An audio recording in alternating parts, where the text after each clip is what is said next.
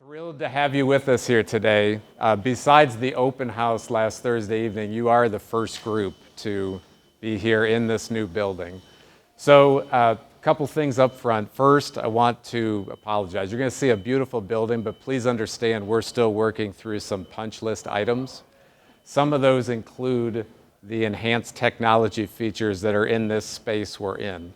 When everything is fully finished soon, there's actually a large projection screen that would be down here on the east side and a wireless mic system that would be much better than wires. So I want to caution everybody, I have this mic plugged into the back, so watch yourself. And if you're walking through this row or in front, there's an orange cord that's projecting, tying in our projector. So just be careful as you move around here.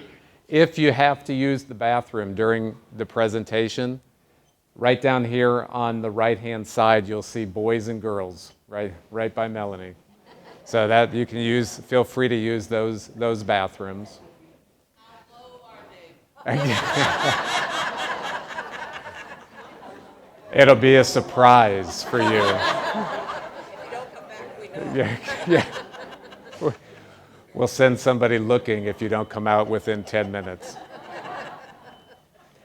So I'm Andy Hill. I'm the superintendent of schools. And when we're asked again to be able to be part of this speaker series for the Soprema Senior Center, we wholeheartedly immediately said yes.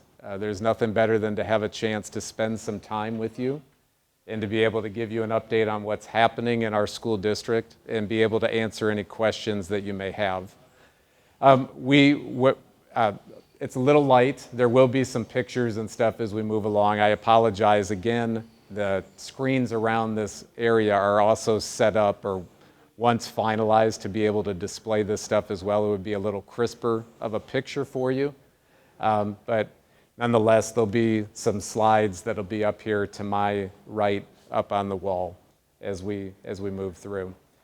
So I have some different things to go over with you that I thought you may have an interest in.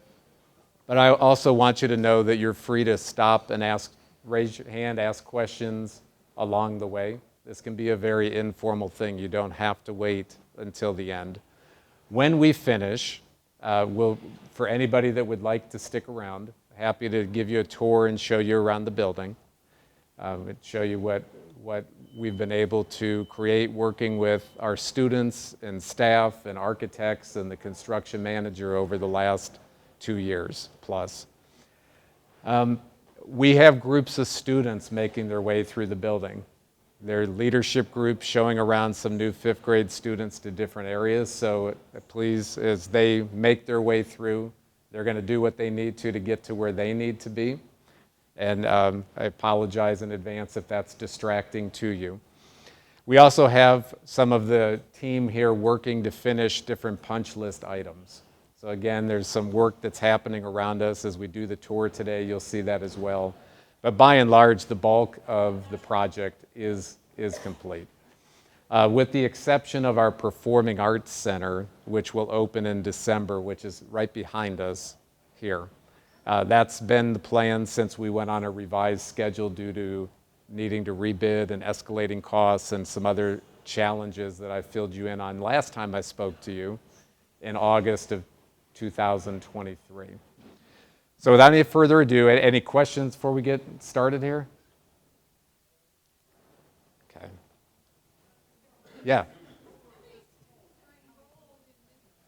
We have about 700 students that'll be in the building. The building is built to be able to flex to 800 plus. Yeah. Do we have cameras watching? We do. Thank you, Phil. So last time I saw you, and this is hard to see, but we had pictures of the groundbreaking that happened in July of 2023. Where this was a dream that had been put into place through the community support, passing that operating and bond combined issue in November of 2021. And then a number of a year and a half or more of extensive planning that involved not only, I feel like this just went out. Use your teacher voice. involved not only the architects, but also our staff and students. We had students engaged with the architects in designing different spaces within this building to be able to make sure that when we opened, that we were able to meet the needs of our students with modern, traditional, or modern updated learning spaces that best will be able to meet their needs.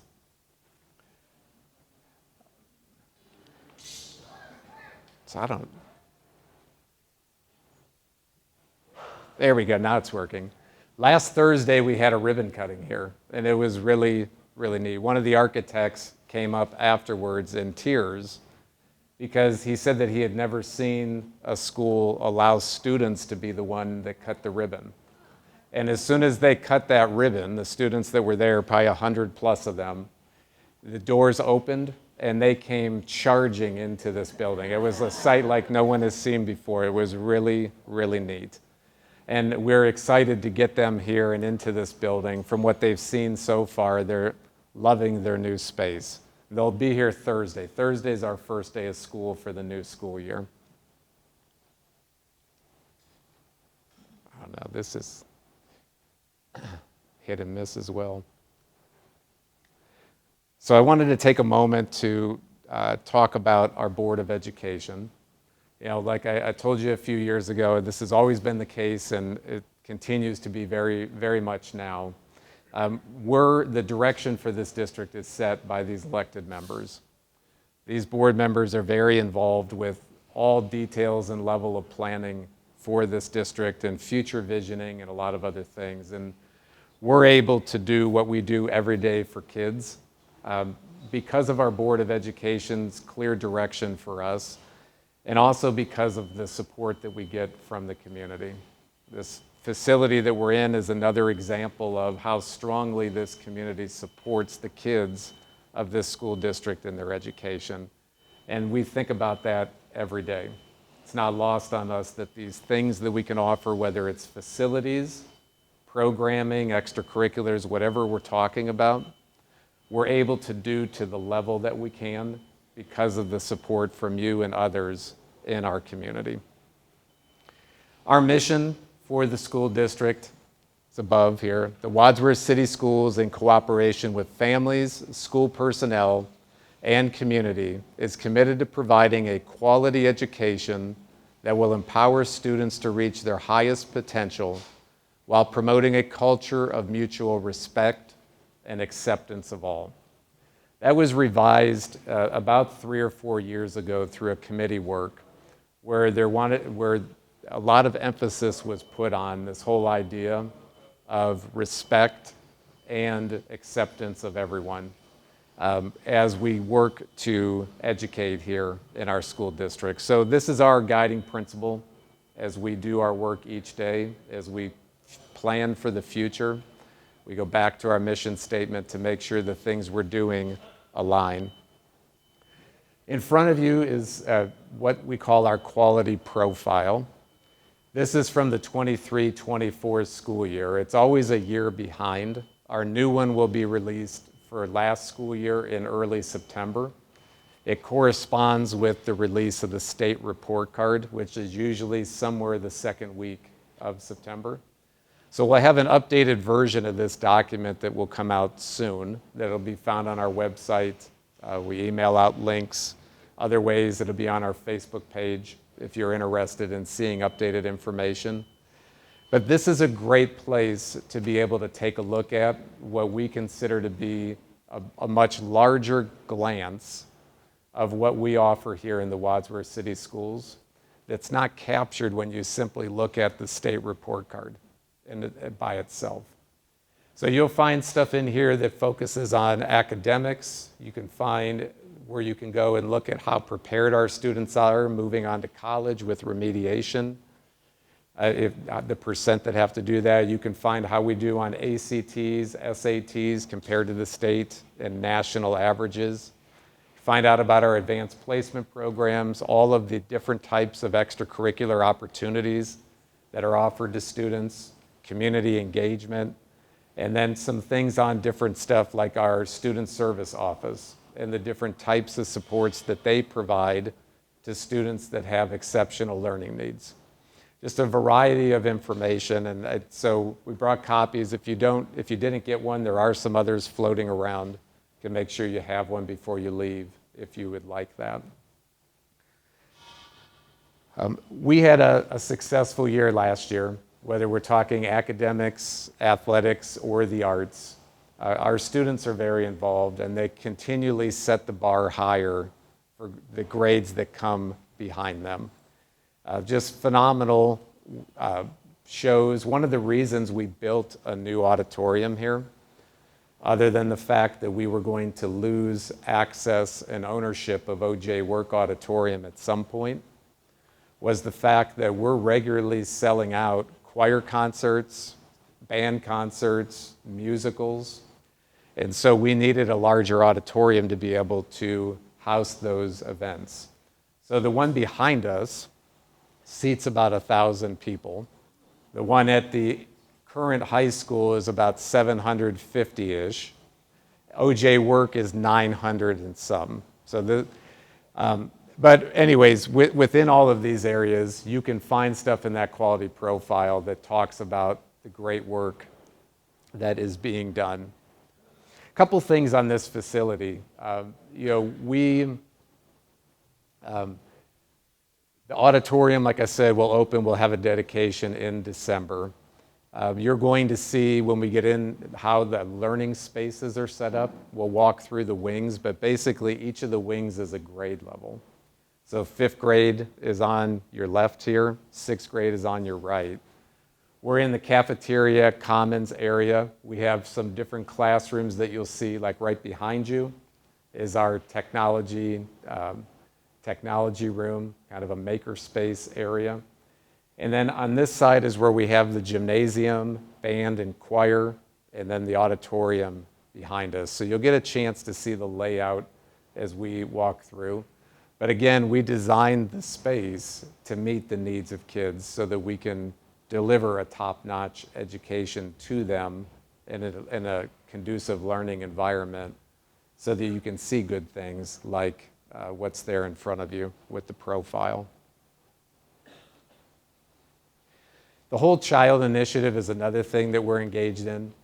And I think I talked about this a couple years ago for those that were there.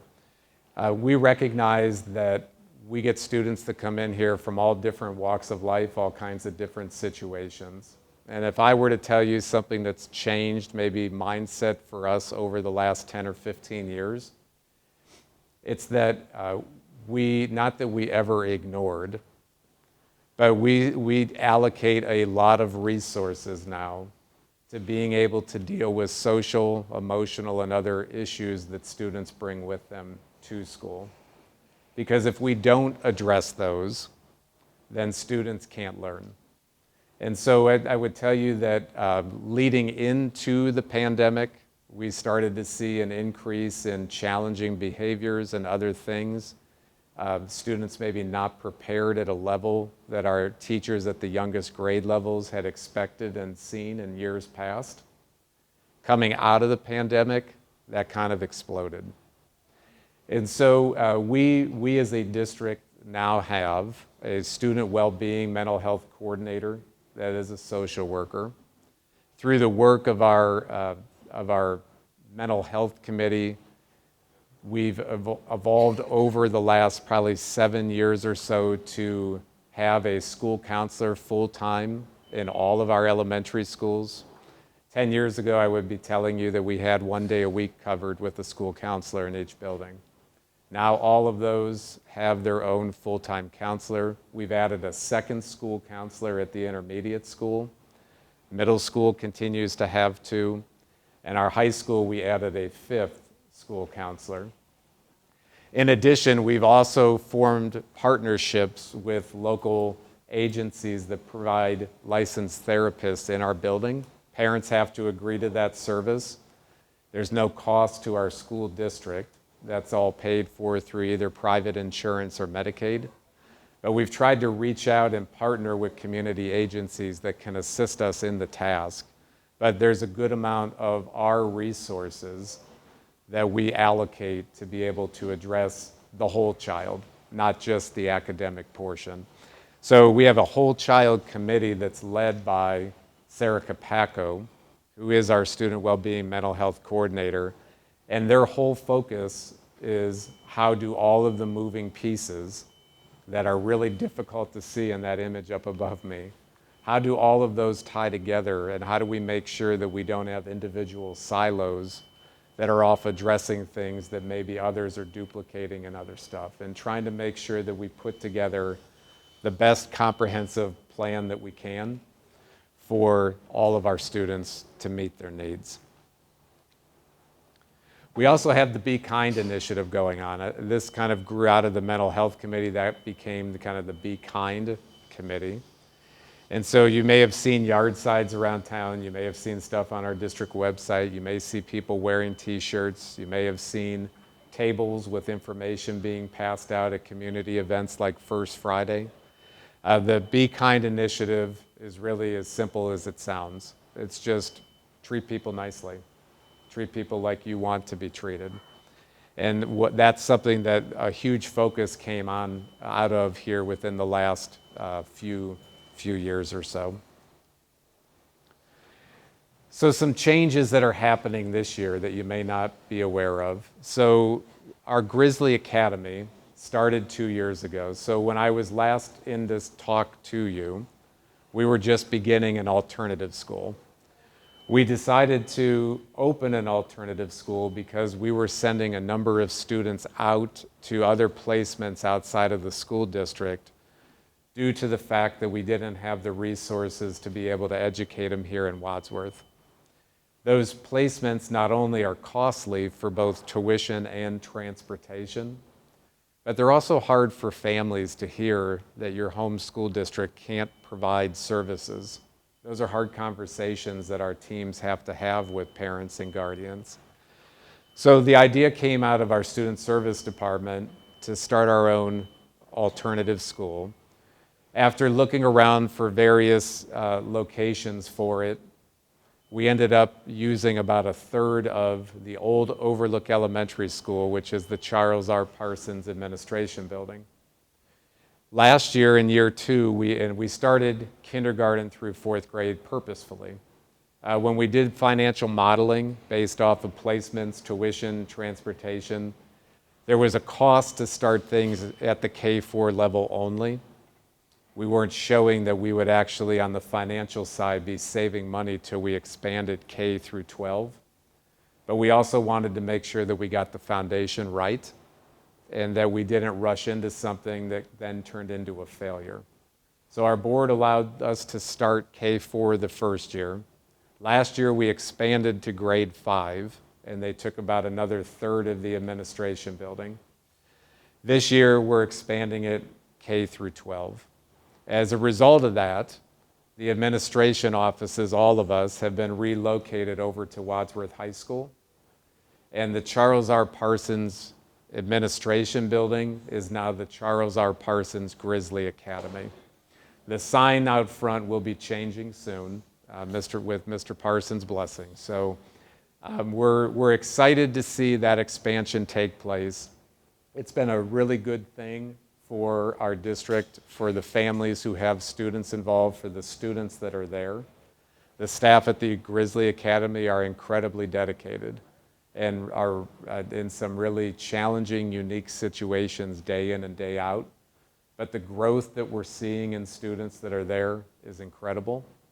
And the goal is always to return students to their regular school building where they would otherwise be. And we've been able to do that with a number of them now. And so we expand into grades K-12 this year, starting Thursday. On the financial side, while we weren't projecting to see savings until we expanded K-12, we actually saw last year with the expansion through 5th grade a savings of about $75,000 compared to what we would have spent if they were sent out of the district. And we expect that that will only continue to increase as things progress.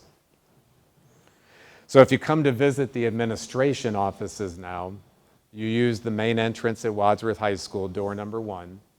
And we're found split between the 1200 hallway, which is the first wing closest to the main entrance when you come in the main entrance doors, and the 2200 hallway above. But all of us are there, my office, Steve Moore, our assistant superintendent's office, our instruction office with Eric Jackson leading that, student services with Joyce Walker and her team, our Four Cities Compact offices with Bill Damasio and his team, and our treasurer, Doug Beeman, and his team. All of us are located, spread out throughout those hallways. We're able to do that at the high school because we have been experiencing, and it's a large number when you look at it over time, but it's been a gradual decline as we go until recently, a decreased student enrollment. There's days where this district had 4,800 students, kindergarten through 12th grade. We're around 4,000 students now. Where we used to graduate and still do graduate classes that are between 360 and 400, we're bringing in the last few years kindergarten classes that are below 300. And so as those changes happen, we've been making changes in staffing through attrition to better adjust to the numbers. And that leaves us the ability then to utilize space that otherwise wasn't there a few years back, rather than go out and lease or whatever some other facility. I'm relatively new to Wadsworth, Yeah. and I'm a former Akron teacher. I was wondering about Wadsworth, how they do their assignments to the elementary kids, how Sure. they'll split. I'm sure you've heard Yes. this over and over again. Why is that? In Akron, we move teachers, Sure. not kids. So the question is, why can you basically can you explain the elementary building placement process for students?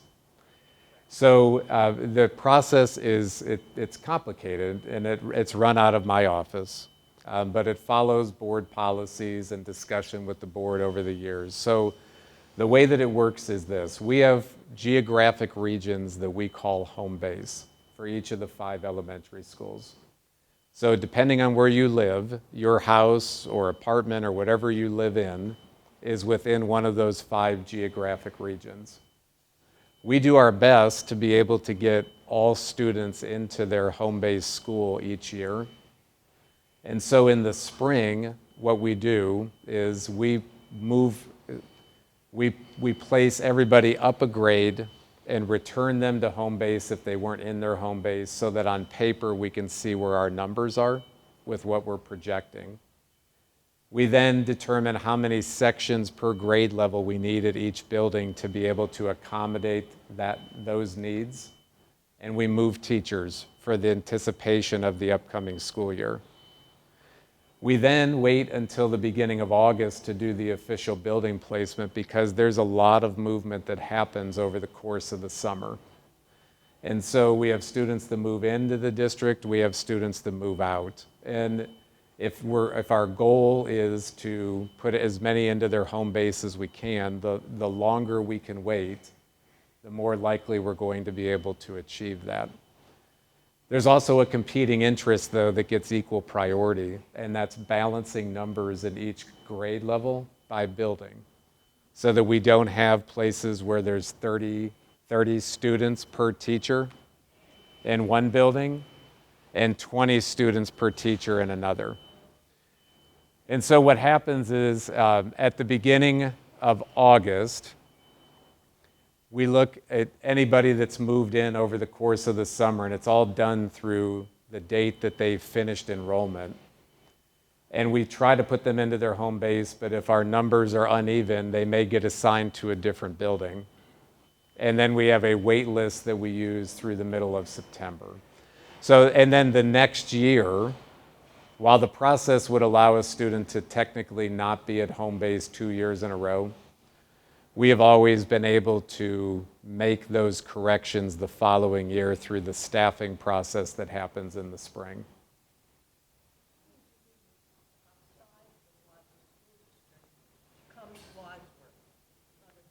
Sure. How many students from outside of Wadsworth come to our school district through open enrollment?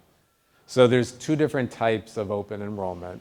The type that's being asked in the question is called inter-district open enrollment. Our Board of Education has a policy that allows students to be considered for inter-district open enrollment from anywhere, any other district in the state of Ohio. Districts have to choose either you don't allow it at all, it can be contiguous, which are districts that touch yours, or it can be anywhere in Ohio. Ours is all anywhere in Ohio, as of the most recent board updated policy this past spring.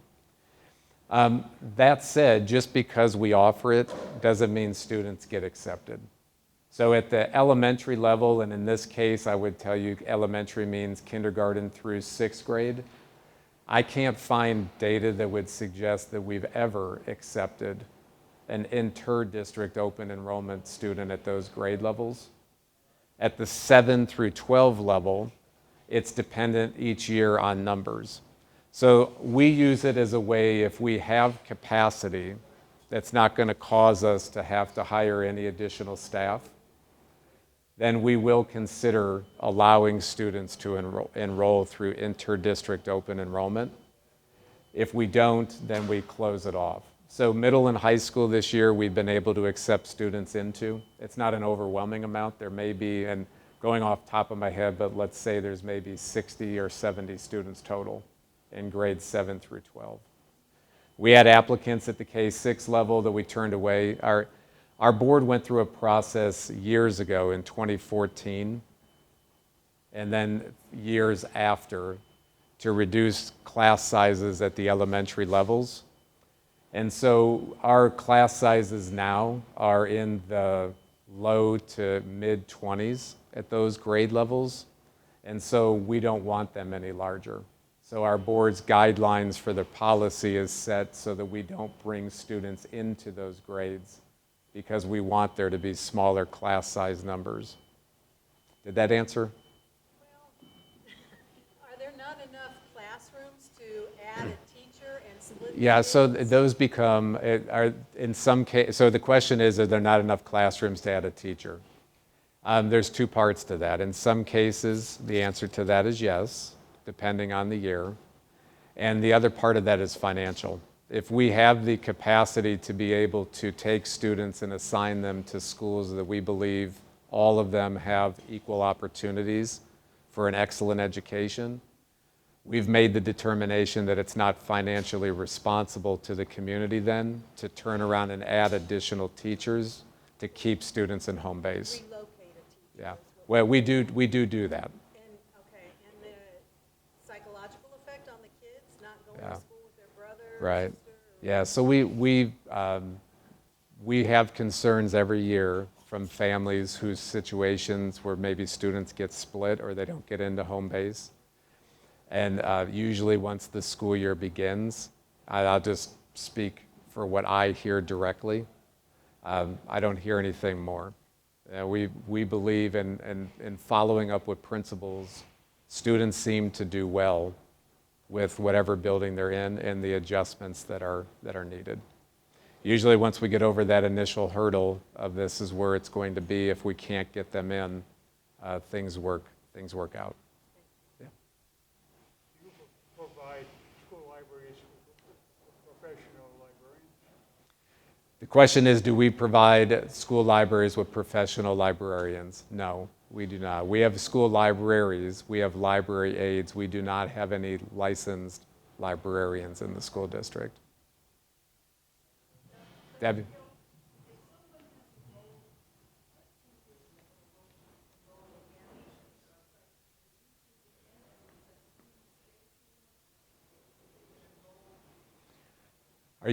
So I think the question is, through inter-district open enrollment, if a student is enrolled one year, is it automatic that they're going to get it the next? And the answer to that is no.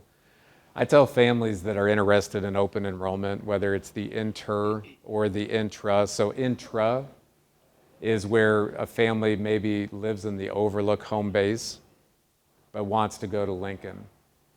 And within our process, we look at those as well. That actually helps us balance numbers and be able to get additional students into home base when the process allows for it.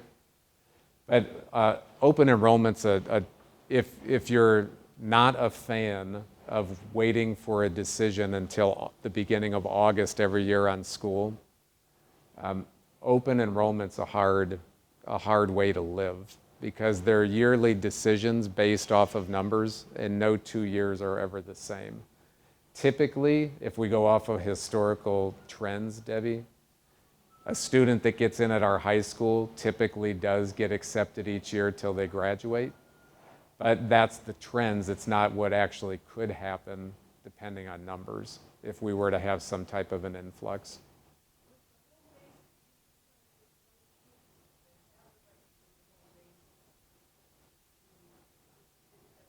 Yes, we do not. So the question is, when we're talking the home base, and this is a hot topic, this is the time of year where this is a hot topic. The placement decisions get made around August 1st, and notifications this year went out on Monday the 4th. And so I'm the one that directly deals with those. And so this is a daily thing that I work on to see where our changes happen, where we can get people in and out. So if you're seeing stuff about this or hearing stuff about this from others, this is the time of year where this is a huge thing. In the spring is the time of the year where this is a big deal with teachers, because in the spring we're moving staff for the upcoming year. And while we try to meet the needs of the building, sometimes that aligns with what staff wants and sometimes it doesn't. With that, the question is, do we place students that shouldn't be in a home base over somebody else that should be? If you're enrolled prior to August 1st, the answer to that is no, because I don't make open enrollment decisions until after I've placed all new students. And if we have a wait list, like, let's say Overlook Elementary has home-based kids that are on a wait list and placed elsewhere, then we won't consider intra-district open enrollment for anybody into first grade at Overlook. Okay. But if you enroll on August 8th, after open enrollment decisions are made, it's possible that maybe you're trying to get into a home base at a grade level where a week ago there wasn't a wait list and different decisions were made. So it's all a matter of timing with how the process actually works.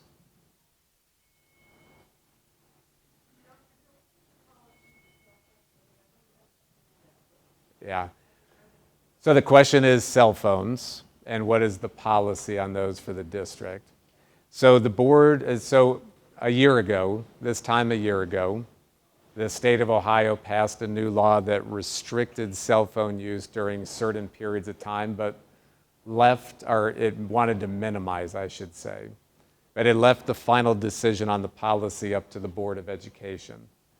Our board engaged in dialogue on that topic from, I think, August and through maybe October or November, and ended up revising their policy to allow students to, basically their policy defers to student handbooks of each building, but each building's handbook is board approved. So the board's still the ultimate authority on whether what's in the handbook can be approved.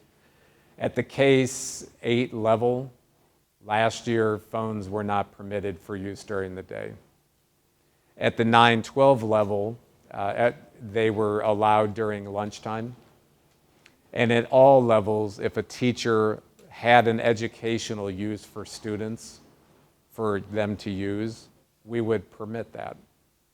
There's certain apps and other things that some of our career tech programs, as an example, use that aren't accessible on a Chromebook. And so allowing students to utilize those made sense. Since that time, the state budget bill, House Bill 96, the governor's initial version and what ended up being passed through and put into law, now restricts and prohibits the use of cell phones during the instructional day. And it requires that the board adopt a policy that mirrors the law by January 1st of 2026.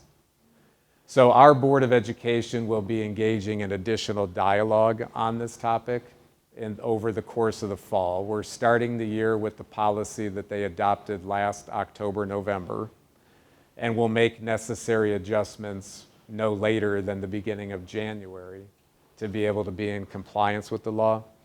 But these things get a little complicated. It sounds kind of straightforward, but when the state defines hours of instruction, there's parts of a day when students are in our buildings, like lunch, that we're not allowed to count towards hours of instruction in a school year.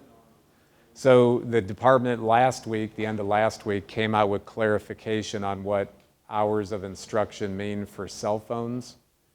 Those differ from hours of instruction to count for school hours, so we're working through some of these discrepancies to be able to make sure the board has accurate information as they have conversation and ultimately revise the policy. We just want to make sure that they understand what flexibility do they have under the new law as they consider revisions to what's in place. Central Intermediate School, I want to talk about this for a moment. So, I don't know sure why this keeps happening. So, so this is great for our punch list. This is not great for you trying to hear me. Central Intermediate School, our board in 2016 created a Central Intermediate School Committee. That committee was charged with making recommendations to the board on what to do with that facility. That committee met and made recommendations in November of 2017 that included building a new intermediate school on a different location and keeping it for grades 5 and 6 only, and selling the current intermediate school in a way that complies with what's allowed in the Ohio Revised Code for sales of a facility by a public school that tries to minimize or maximize community use with the new owners at minimum in OJ Work Auditorium. So we're in the new building. That part of the goal was achieved. We're in the final stages of selling the intermediate school through the Port Authority to a third party that's led by 2 local people here, Todd Boffman and Bob Thurber, call themselves One Central Commons, and Wadsworth Square, I think is the latest that you may see on. They have a plan that they submitted. We went through a request for proposal process last November, where we received 3 from different organizations about how they would utilize the facility following the aspirational goal that was found in that plan, that recommendations the board accepted from the committee. The board ultimately, at the beginning of this calendar year, selected One Central Commons as the group. And so they're in the process right now. We're close to transferring ownership. Our board has approved the documents. The Medina County Port Authority has approved the documents. Bob and Todd have agreed to the documents. There's a legal description for the oldest parcel that's in the process of being revised in order to allow it to close. When it closes, though, they have big plans. So we put out their proposal so that the community could see it, and we've drafted the agreements to make sure that for a number of years after they take ownership, that they're delivering on what those promises were to the community.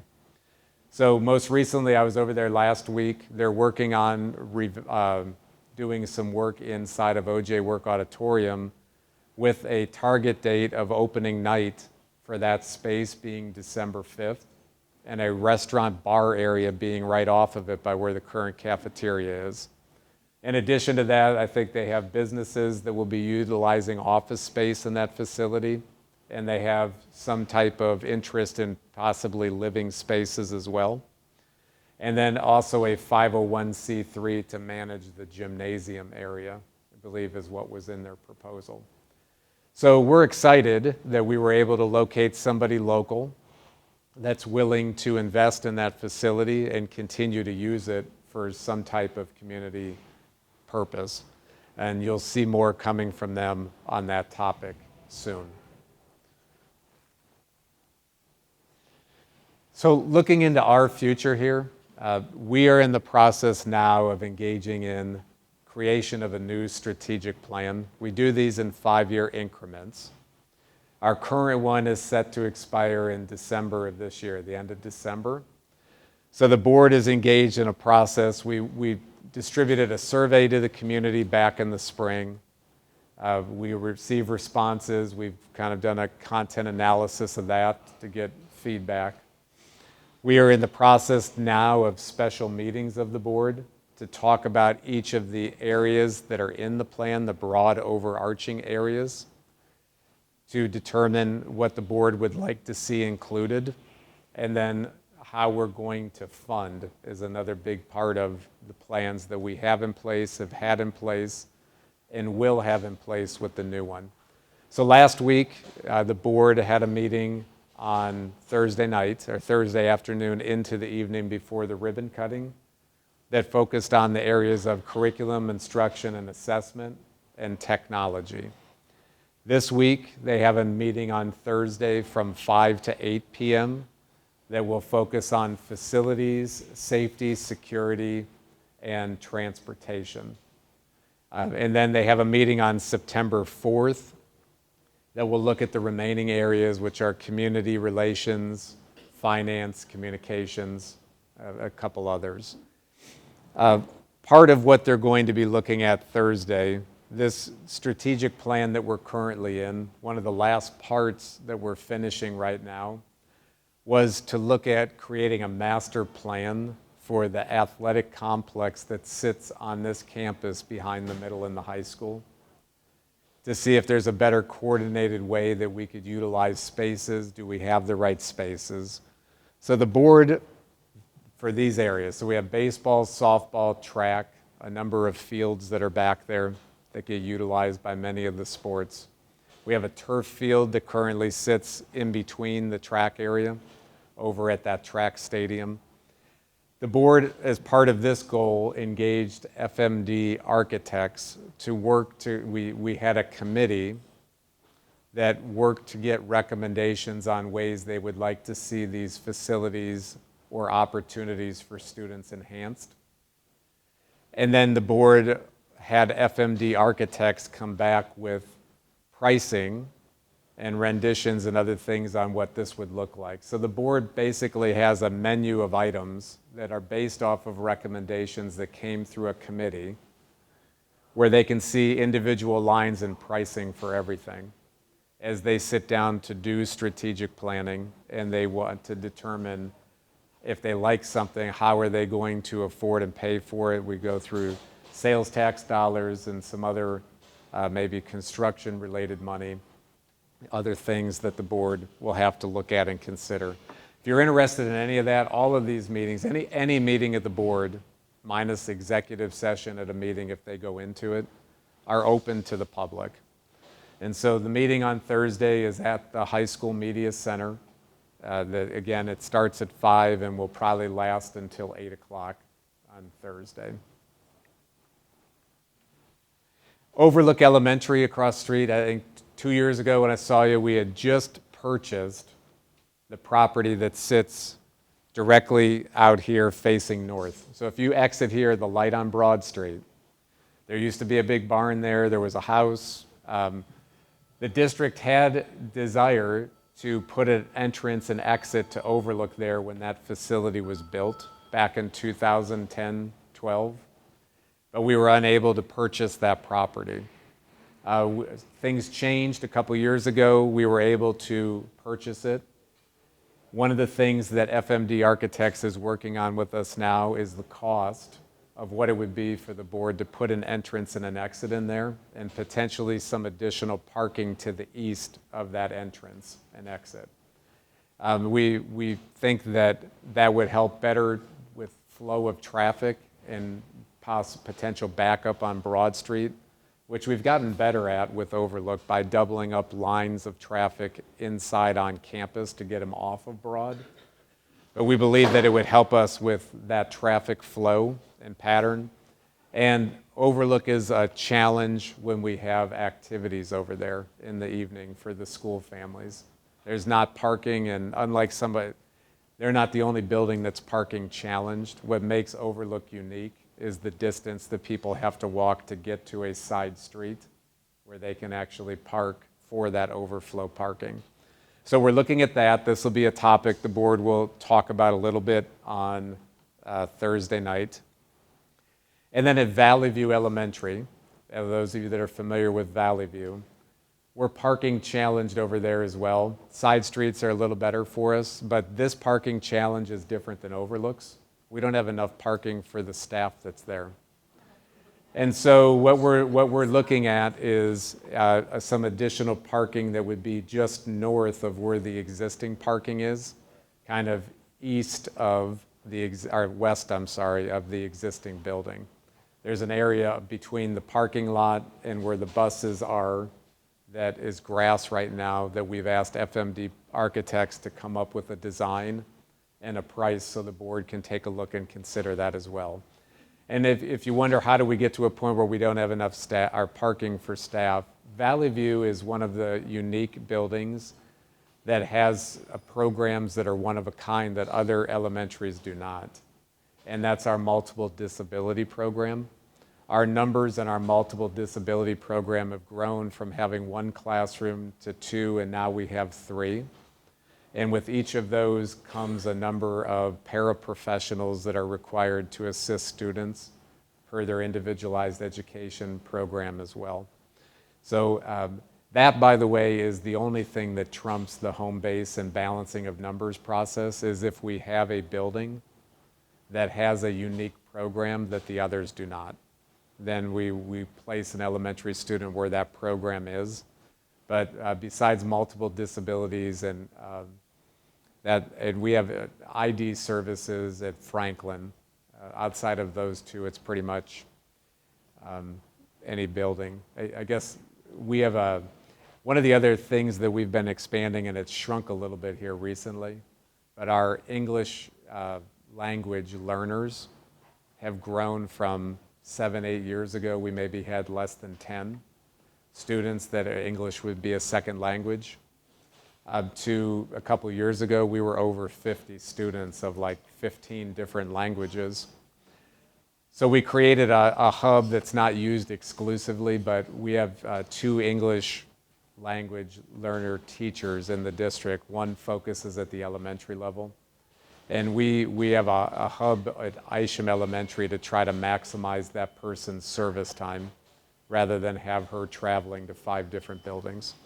And so there are some unique programs within the district.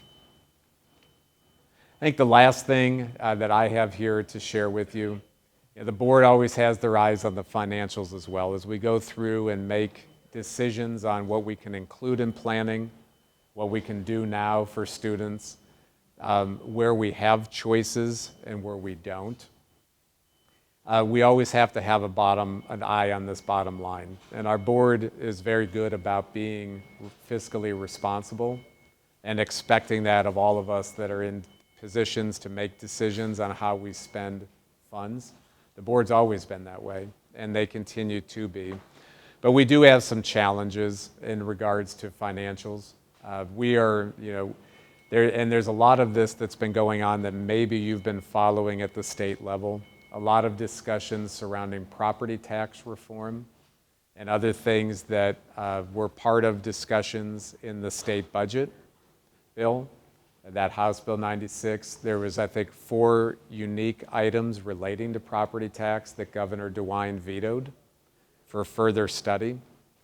And so there's implications that can have on Wadsworth City Schools. And I don't have Doug Beeman, our treasurer, here today to talk to you and just tell you that we, like many other school districts, continue to keep our eyes on the bottom line. We continue to make changes where we can to make sure that we're right-sizing through attrition or other ways to make sure that we're staffing according to what student numbers would suggest we need, and student interest would suggest that we offer when we get to areas where we can offer opportunities for students. But we continue to keep our eye on the state level and what's happening with funding there, because it does have huge implications on us, like it does many other service organizations throughout the state. That said, I think we also all recognize that the property tax thing does need to be addressed and figured out. And so there's a variety of different ways that the state is looking at on how to better address that for people. And so, what Doug says, there's a lot of the conversation focuses on what they call the 20 mil floor. By law, an entity like us or others that draw on taxes to fund cannot collect less than 20 mils. There's certain types of levies, emergency levies is an example, that don't count towards the 20 mil floor. In this school district, those that pay taxes, we collected an effective rate of like 28 mils. Our actual total number of mills that have been approved over time by the community far exceed 28. But there was a bill that passed back in the 1970s, House Bill 920, that adjusts, so whatever we raise gets adjusted if property values go up. Our amount that we then collect on those go down, which drives down the effective millage rate that we collect at. So that's not the case for everybody. We're one of two in Medina County that are not at the 20 mil floor. If you're at the 20 mil floor, whatever the increase is that's seen in property taxes is an actual same increase in what's being paid then for property taxes.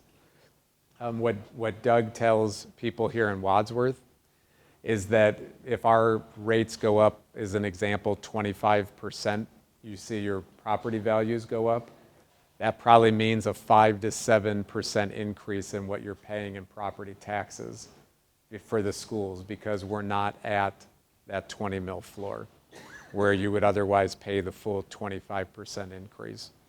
So it's complicated, but we have a close eye on what's happening in Columbus, because that will have impact on us in some way, shape, or form as the state tries to navigate through a very complicated topic and figure out the best way to be able to provide support for public education. What is the process for Wadsworth schools to deal with bullies? Yeah. How do you deal, I'm sure that's not an answer to the question. No, it's a good question. But how do you try to prevent that? Sure. Yeah, so the question is, what is our process for dealing with bullies? We have, what was that? Bullies?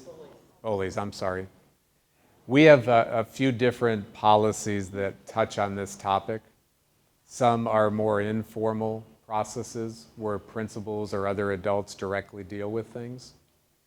Others involve very strict and formal processes outlined in federal law that involve compliance officers in the district and a process that gets followed. At the end of the day, we tell everybody that students are here to learn, and we get into challenges sometimes where students think, I don't want to tattle, this or that, and it's trying to teach students from the youngest age up, first, be kind to each other. Be respectful, be accepting of all. Everybody's different. And then on top of that, when somebody is doing or saying something to you that makes you feel uncomfortable, that's not right. And that's not tattling to say something. That's you saying something to stand up for your rights. And so we take that stuff very seriously. We have processes that will be followed. We involve dealing with students, notifications to parents involved. Sometimes it involves us involving our school resource officers that are members of the Wadsworth City Police Department. It just all depends on what exactly is happening. Where we run into challenges sometimes are where people assume that maybe somebody saw or heard something and then don't say anything, and then frustration grows to the point when something is finally being said. People are beyond the tolerance level of wanting to work with us to address and deal with it because it's been going on. Yet we may not have known what is actually happening. So we have stuff all over the buildings about, maybe not in this building yet, but if you were over at our high school as an example, you'd see stuff about Safe School Hotline and a number of ways that people can report stuff, even anonymously, for us to be able to deal with. The other thing that we have is a system called Go Guardian. Go Guardian is a way for us, so if a student is logged into their Wadsworth City School District account, doesn't matter what the device is, if they're logged in, if I go home as a student and I log into my personal computer using my Wadsworth City School District email address and password, that automatically triggers our filtering system for the school district. And Go Guardian notifies us if they come across something that is threatening towards somebody else or somebody themselves. So we get notices, sometimes odd hours of the day, 24/7 these things come. There's a human review process that the company will utilize before they elevate it to the level where they tell us it's an emergency and they make calls. But the whole idea of that is that we're trying to be able to be preventive as well, whether we're talking bullying, whether we're talking self-harm, harm of others, potential threats of violence, all kinds of different things that it catches. And how does it do that? So if I'm typing in a document and I type, I want to harm so-and-so, it's going to flag that, and we're going to get a notice. If I search Columbine to learn how the shooters did what they did, we're going to get that trigger, and it's going to let us know that somebody's searching for that type of thing. We should be aware of it. And then we have parental notifications and other things that we do as a result of those when we receive them. And so that's another layer of what we have, in addition to all of that support that I talked about earlier with school counselors, the social well-being, mental health coordinator, policies, other things. Yeah. With 3 schools here in Overlook over there, what's the traffic going to be like in the morning and at night? It's going to be beautiful. The question is, with 3 schools here and Overlook across the street, what's the traffic going to be like? For the senior center. So here's what I would tell you. This building is on a different time schedule by 1 hour from the middle and the high school. So there should not be challenges with traffic flow because of this building, with what's happened in the past with the middle or high school. With Overlook across the street, as part of the planning process with this, one of the first things that we had to do for the city was a traffic study. So we had a company that was hired that did a traffic study that determined that there were not any additional lights or curb cuts off of Broad or Silver Creek necessary to be able to manage traffic through here. We also, though, worked with the city and promised them that if we get it, we'll reassess once we're in here and we're able to live with the space a little bit. And if adjustments need to be made, then we'll do so accordingly. We believe that that intersection across the street that I talked about earlier may be a helpful component for all of that down the road as well. But from the traffic flow on Broad and Silver Creek, I think this building, with where we're at, there's enough access to keep people off of backing those roads up.